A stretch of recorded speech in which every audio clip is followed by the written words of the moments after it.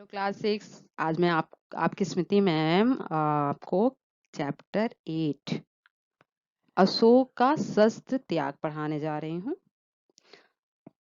मौर्य वंश के प्रतापी राजा अशोक ने कलिंग युद्ध के नरसंहार से विचलित होकर शांति, न्याय और धर्म का मार्ग चुना। प्रस्तुत एकांकी इसी पृष्ठभूमि में लिखी गई है। मौर्य वंश जानते हैं आप? चंद्रगुप्त मौर्य को, उन्हीं के द्वारा यह वंश स्थापित किया गया था। तो उसी वंश के एक प्रतापी राजा थे जिनका नाम था अशोक। अशोक बहुत ही प्रतापी राजा थे, लेकिन एक युद्ध हुआ था जो कलिंग के युद्ध के नाम से जाना जाता है। वहां पर इतने नरसंहार हुए, इतने लोगों की हत्याएं हुई कि इन सब को देख के उनका मन विचलित हो गया। तो उस युद्ध से उन्होंने अपने अंदर शांति, न्याय और धर्म का मार्ग चुनने का सोचा। तो ये जो एकांकी है इसी पृष्ठभूमि पर लिखी गई है। पात्र, यहाँ पे कुछ पात्रों को भी बनाया गया है। पात्र परिचय देखते हैं हम। अशोक जो कि मगध के सम्राट हैं। पद्मा कलिंग की राजकुमारी, यानी कलिंग जो राज्य है, जो वहां की राजकुमारी है जिनका नाम है पद्मा। द्वारपाल, संवाददाता, बौद्ध भिक्षु और कुछ सैनिक। पहला दृश्य, चलिए यह कहानी के माध्यम से, एक नाटक के माध्यम से आपको पढ़ाया जा रहा है। एक बड़े मैदान में मगध के सैनिकों के शिविर लगे हैं, यानी युद्ध की तैयारी होती तो पहले दोनों राजाओं की तरफ से अलग अलग जगहों पे शिविर लगाए जाते हैं थोड़ी देर के विश्राम के लिए, फिर युद्ध का बिगुल बजता है। तो बीच में मगध की राजकीय पताका फहरा रही है, यानी उस शिविर में बीच में मगध की राजकीय पताका जो होती है, पहचान होता है, वो फहरा रही है। पताका के पास ही सम्राट अशोक का शिविर है। संध्या बीत चुकी है, यानी कि शाम का समय बीत चुका है। शिविरों में दीपक जल गए हैं, जो शिविर हैं वहां पर दीपक जल गए हैं। अपने शिविर में सम्राट अशोक अकेले टहल रहे हैं। उनके मुख पर चिंता की छाया है। वे कुछ सोचते हुए आसन पर बैठ जाते हैं। तो जो शिविर बनाए गए हैं वहां पे जो सम्राट अशोक हैं वो इधर उधर टहल रहे हैं और उनके मुख पर चिंता यानी थोड़ी सी परेशानी है। वे कुछ सोचते हुए अपने आसन पर बैठ जाते हैं। अशोक स्वतः 4 साल से यह युद्ध हो रहा है और कलिंग अभी तक जीता नहीं जा सका। अशोक जो हैं, सम्राट अशोक, वो अपने मन में सोच रहे हैं कि 4 साल से यह युद्ध हो रहा है और अभी तक इस कलिंग को जीता नहीं जा सका। दोनों ओर के लाखों आदमी मारे गए, लाखों घायल हुए, पर हम आज भी असफल हैं। क्या होगा इसका परिणाम? उन्होंने मन में सोचा कि इतने सालों से युद्ध हो रहा है, लाखों आदमी मारे गए, घायल हुए, लेकिन सफलता नहीं मिली। इसका क्या परिणाम होगा? द्वारपाल सिर झुकाकर, महाराज संवाददाता आना चाहता है। तभी उनके शिविर में द्वारपाल का आगमन होता है और वो सिर झुकाकर उनसे कहते हैं, महाराज संवाददाता आना चाहते हैं। अशोक, आने दो। अशोक ने कहा, ठीक है, आने दो। संवाददाता, प्रवेश कर। महाराज अशोक की जय हो, शुभ संवाद है। गुप्तचर समाचार लाया है कि कलिंग के महाराज लड़ाई में मारे गए। यानी जो संवाददाता आया है वो अशोक को बता रहा है कि महाराज अशोक की जय हो, शुभ समाचार है। गुप्तचर अभी अभी समाचार यह लाया है कि जो कलिंग के महाराज थे वो युद्ध में मारे गए। अशोक प्रसन्नता पूर्वक, मारे गए तो मगध की विजय हुई, कलिंग जीत लिया गया। अशोक ने जब यह सुना तो वो बहुत प्रसन्न हुए, बोले, मारे गए हैं तो अब तो विजय की, वो सॉरी, मगध की विजय हुई और कलिंग को जीत लिया गया है। संवाददाता चुप रहता है। अशोक, बोलते क्यों नहीं हो तुम, चुप क्यों हो?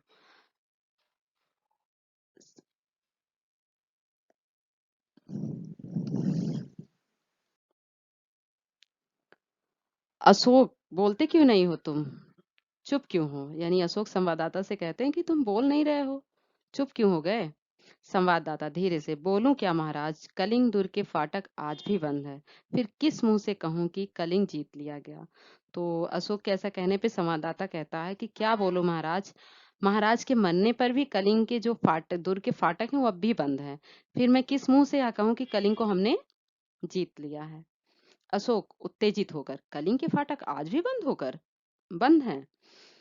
अशोक उत्तेजित होकर कहते हैं कि कलिंग के फाटक आज भी बंद हैं? संवाददाता, हाँ महाराज, कलिंग के फाटक आज भी बंद हैं। अशोक उत्तेजित होकर खड़े होते हुए, बंद हैं तो खुल जाएंगे। जाओ, जाकर सेनापति से कह दो कि कल सेना का संचालन मैं स्वयं करूंगा।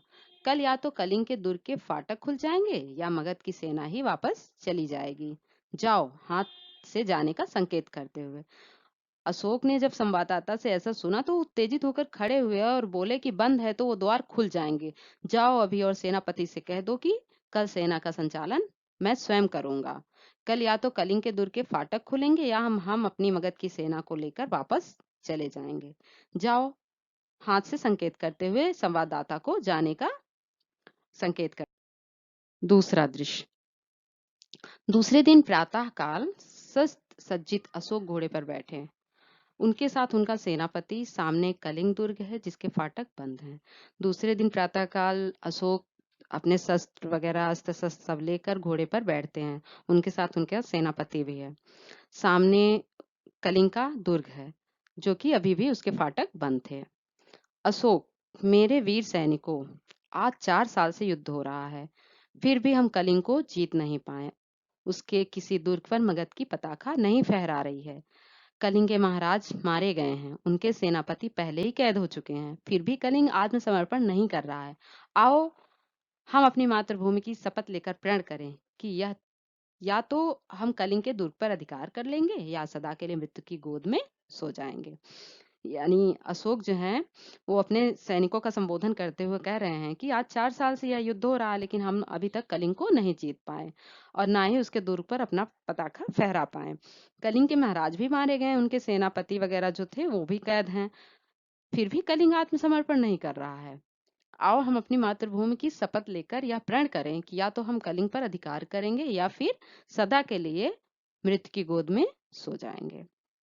सब सैनिक तलवार खींचकर मगध की जय, सम्राट अशोक की जय। सहसा दुर्ग का फाटक खुल जाता है। सब आश्चर्य से उधर देखने लगते हैं। उनकी तलवारें खिंची की खिंची रह जाती हैं। शस्त्र सज्जित स्त्रियों की विशाल सेना फाटक के बाहर निकलने लगती है। सेना के आगे पुरुष वेश में एक वीरांगना है जो सैनिक वेश में साक्षात चंडी दिखाई देती है। यह कलिंग महाराज की लड़की पद्मा है। स्त्रियों की सेना अशोक की सेना से कुछ दूरी पर रुक जाती है। अशोक के सिपाही मंत्रमुग्ध से देखते रह जाते हैं। अशोक भी चकित रह जाते हैं। जब अशोक अपने सैनिकों का संबोधन करते हैं उसके बाद क्या होता है कि सहसा उस दूर का फाटक खुलता है और सभी आश्चर्य से उधर देखने लगते हैं और उनकी जो तलवारें थी वो खिंची की खिंची रह जाती हैं। उन लोगों ने क्या देखा कि एक सज्जित स्त्री जो कि विशाल सेना लेकर फाटक से बाहर आती है और वह पुरुष जैसा वेश ली है और वह एक वीरांगना है जो कि सैनिक वेश में एकदम साक्षात चंडी दिख रही है। यह कलिंग के महाराज की लड़की पद्मा थी जो कि स्त्रियों की सेना अशोक की सेना से ही कुछ दूरी पर आकर रुक जाती है। अशोक के सिपाही और अशोक उसे बहुत ही आश्चर्यचकित तरीके से देखने लगते हैं। पद्मा आगे बढ़कर अपनी सेना से, बहनों, तुम वीर कन्या, वीर भगिनी और वीर पत्नी हो। मुझे तुमसे कुछ नहीं कहना है। जिस सेना ने तुम्हारे पिता, पुत्र और पति की हत्या की है वह तुम्हारे सामने खड़ी है। आज उसी से तुम्हें लोहा लेना है। तुम प्रण करो कि जननी जन्मभूमि को पराधीन होते देखने से पहले तुम सदा के लिए अपनी आंखें बंद कर लोगी। पद्मा आगे बढ़कर अपनी सेना को संबोधित करते हुए कहती है, बहनों, तुम एक वीर कन्या हो यानी एक वीर पुरुष की कन्या हो, वीर भगिनी हो यानी एक वीर की बहन हो, एक वीर की पत्नी हो। मुझे तुमसे कुछ कहना नहीं है। जिस सेना ने तुम्हारे पिता, पुत्र और पति की हत्या की है वह तुम्हारे सामने खड़ी है। आज तुम्हें उसी से युद्ध करना है। तो तुम प्रण करो कि अपनी जन्मभूमि को पराधीन यानी दूसरों के अधीन नहीं होने दोगी या फिर दूसरों के अधीन होने से पहले तुम अपनी आंखें बंद लोगी। अशोक स्वतः, यह कौन है? क्या साक्षात दुर्गा कलिंग की रक्षा करने के लिए युद्ध भूमि में उतर आई हैं? शेष सैनिक भी सभी स्त्रियां हैं। क्या स्त्रियों से भी युद्ध करना होगा?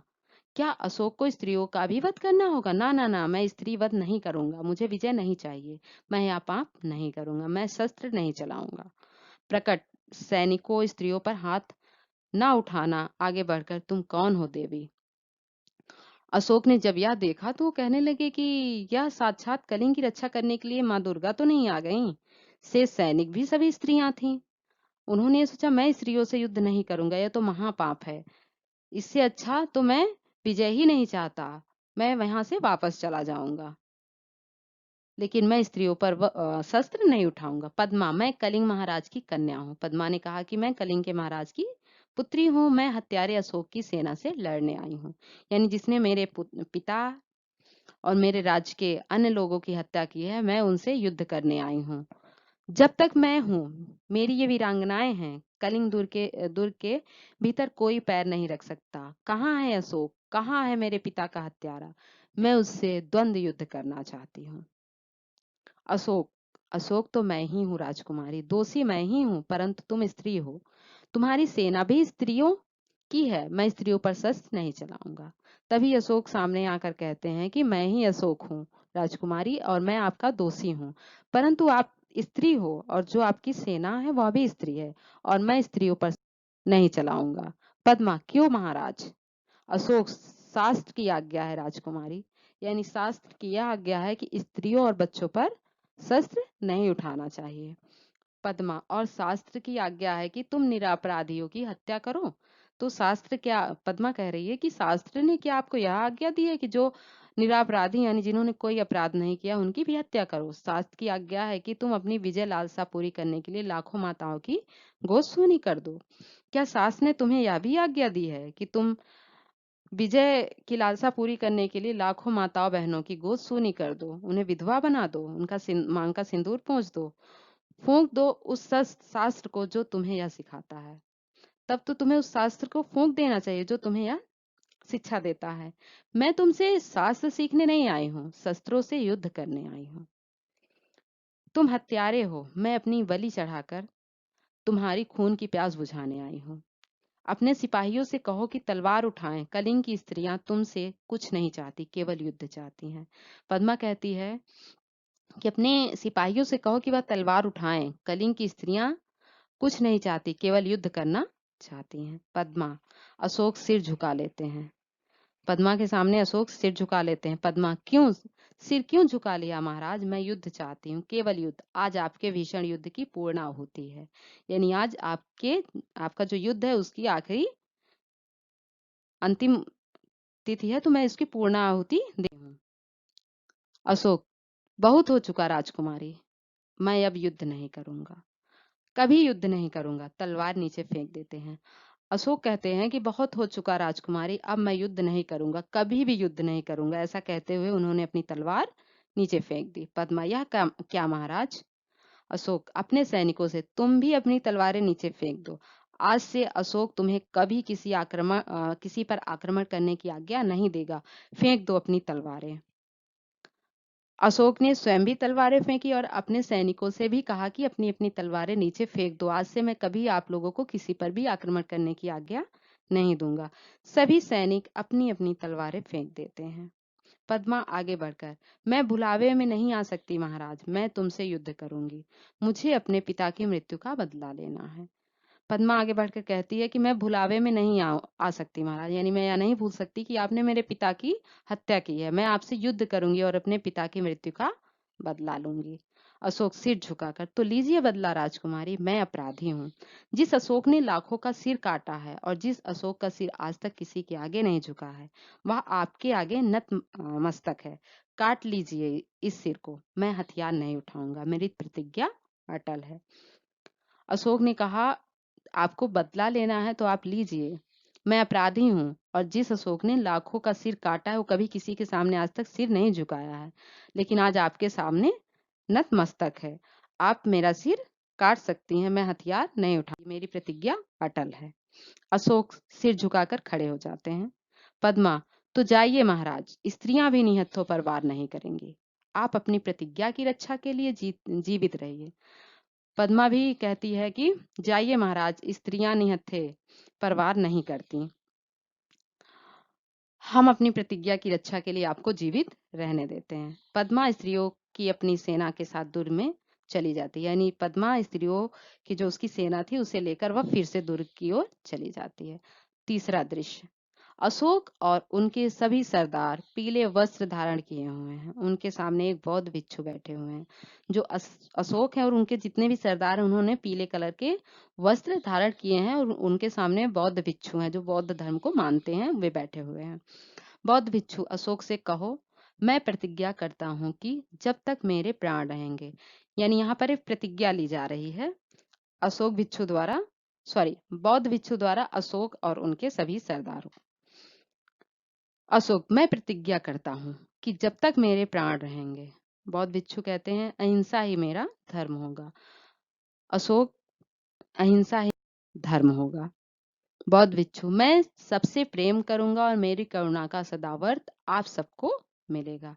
अशोक, मैं सबसे प्रेम करूंगा और मेरी करुणा का सदावर्त आप सबको मिलेगा। बौद्ध भिक्षु, प्रतिज्ञा करो कि जब तक जीवित रहूंगा अपनी प्रजा की भलाई करूंगा और प्राणियों को सुख और शांति पहुंचाने का प्रयत्न करूंगा। सब धर्मों को समान दृष्टि से देखूंगा।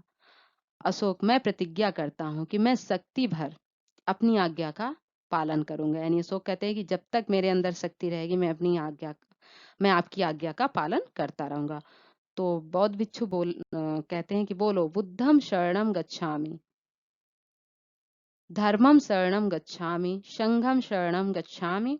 सभी बोलते हैं, बुद्धम शरणम गच्छामि, धर्मम शरणम गच्छामि, संघम शरणम गच्छामि। पटाक्षेप यानी पर्दा गिरता है।